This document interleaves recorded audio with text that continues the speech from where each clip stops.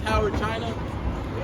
It serves greasy foods around the area and is known for its chicken sandwiches, its fried chicken and its fries, and their mumbo sauce, which is a hit around the area. And a lot of people come to this restaurant and it's open pretty much every day of the week. Includes some of the foods that you can find at Howard China. Howard China is one of the most prominent restaurants in the area, known for their fat, greasy foods that are quote-unquote affordable. The restaurant has maintained a consistent customer base throughout the years, consisting of mostly African American people. Restaurants such as Howard China do not provide the proper nutrients for a prospering community. Restaurants such as this can be found in Ward 8 and Ward 7 of Washington, D.C. as well. The wealth disparities of Ward 8 and Ward 7 have long contributed to the food insecurity of the area. How will minorities ever reach the same quality of living as their white counterparts if they do not have adequate access to fresh food and nutrients? Receives food stamps on the 6th of every month. I don't think this was an accident, not to build grocery stores in this area because the people here, it's not just about black people, it's about poor people. Route A4, destination. Tony is one of more than 23.5 million Americans who live in a neighborhood which the USDA calls a food desert. That means they have limited access to healthy, fresh, and affordable food. For Tony, getting groceries requires traveling 2 miles with the help of 2 buses. It takes 40 minutes each way. It's a struggle to get there, especially when you're 71 and have to carry a week's worth of groceries back home without a car. In Washington, more than 80% of food deserts are located in the neighborhoods with the highest poverty rates, and where mostly black residents live. In whiter and wealthier parts of town, there are plenty of big box grocery stores and independently owned supermarkets. But in Southeast DC, leading chains don't feel like there's enough money to be made in those poorer neighborhoods. The higher rate of crime in Southeast is another deterrent. So if you want to buy food in Southeast DC, you generally have to get fast food or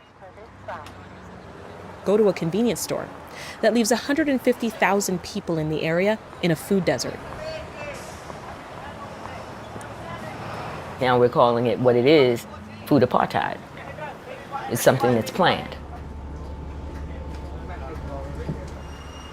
The desert is natural. It's manufactured by the planet. This is something that's planned. And it's obvious.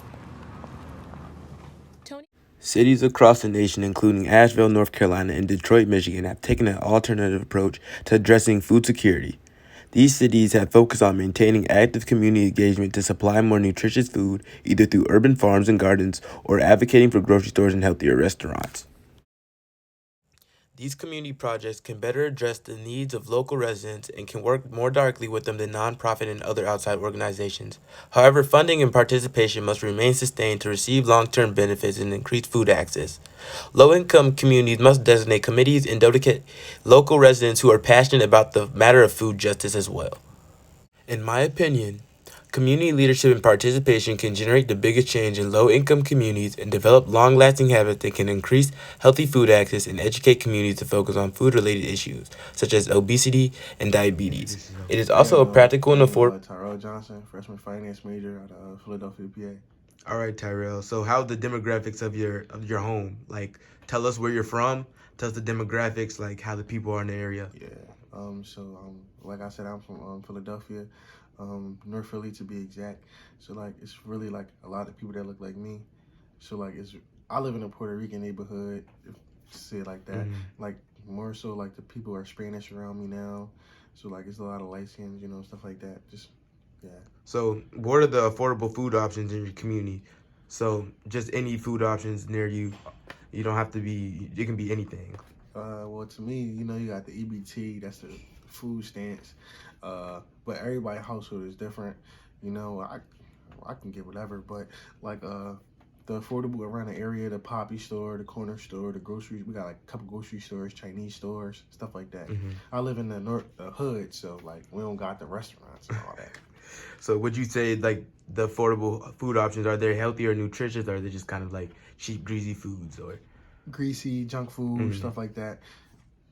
So is it challenging for people in your area to find affordable foods that are healthy Has that been a challenge that you've seen from residents? Yeah, here and there. It depends on like what the household is, like I said previously before. However, like you got the EBT, it's definitely ways to go around it. Food stamps for your kids and all that, yeah. So do you believe that the food options in North Philly, do you feel like they're sufficient enough for like a prospering community? Do you feel like you need more healthy food options in your community? Definitely healthier, more food options. However, I'm from Philly. You can't beat a cheese stick. That's always gonna be there. But yeah, for sure. All right, thank you. The reason I want to do my project on food deserts is because I believe it's a larger issue than many people notice. To me, I believe food is the vital essence of life. Therefore, I believe that I'm providing awareness for a group of people that usually doesn't have a voice, usually doesn't have a platform, and that is the Black community, in my opinion.